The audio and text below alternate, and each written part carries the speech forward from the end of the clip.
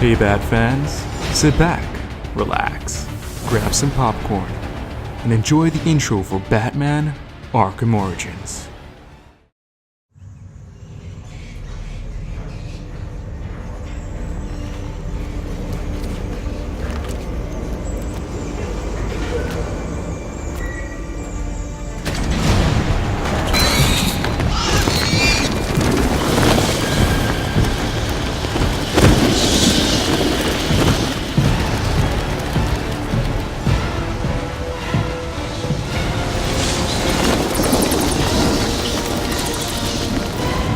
Police and emergency services are urging Gotham residents to stay off the roads and in their homes tonight in light of the severe winter storm warning. No man is an island, Bruce. You've been back for almost 2 years now.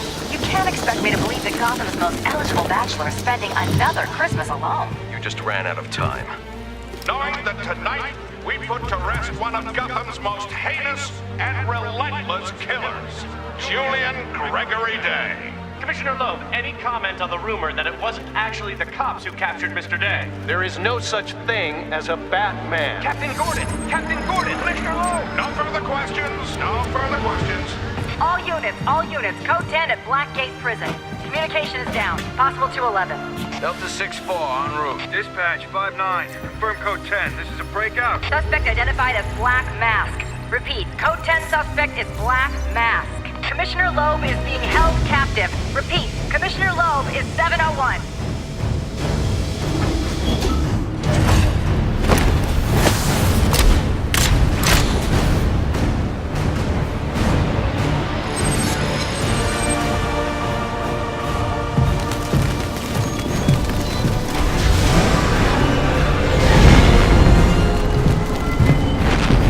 You do realize it is Christmas Eve, sir.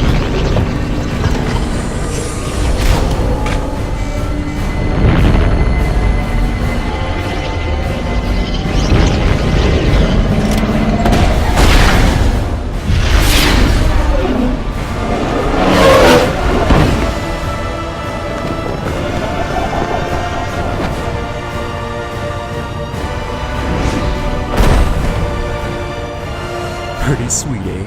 But I'm sure ever since it was announced that WB Montreal are the developers for this game instead of Rocksteady, who develop Arkham Asylum and Arkham City, any self-respecting Bat fan has been questioning, will Affleck have an awesome voice like Bale?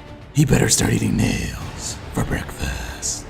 Okay, what people really want to know, is Batman Arkham Origins a good game? Well, before I get into my impressions, this is the PC version of Arkham Origins, and displayed are the settings I've been playing the game on using Nvidia's 331.58 driver. I've mentioned my PC specs in previous videos, but in case you're new to my channel, you can see them in the video description. Recording with mirrorless action, I'm getting around 50 frames per second on average, and it does look sweet.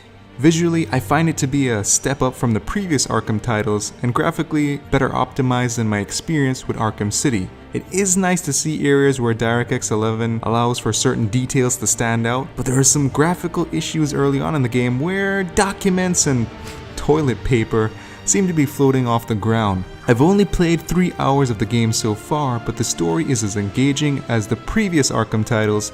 The voice work and music are excellent, and the combat system is still one of the best, if not the best, in a third-person action game. While the crime scene investigations of scanning, rewinding, and fast-forwarding events seem more of a visual gimmick than actually making me feel like the world's greatest detective, the boss battles are pretty sweet.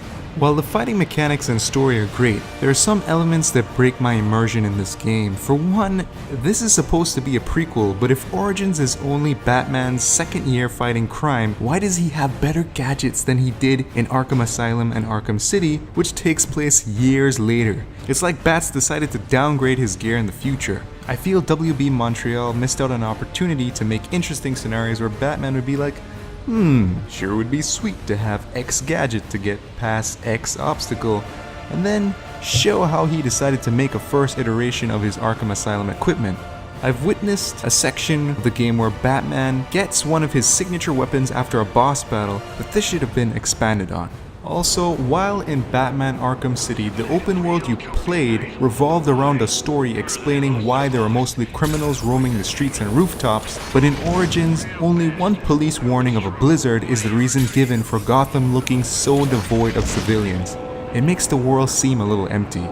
A few nitpicks aside, I'm enjoying this game almost as much as the previous Arkham titles, and in another video, I'll be giving my final thoughts once I've beaten the single player campaign, and share my multiplayer experience. So, if you like this video, and I'm sure you do, click that like button. What's that? You already have? Then swear to me, and click that subscribe button. That's it for now. I'm out.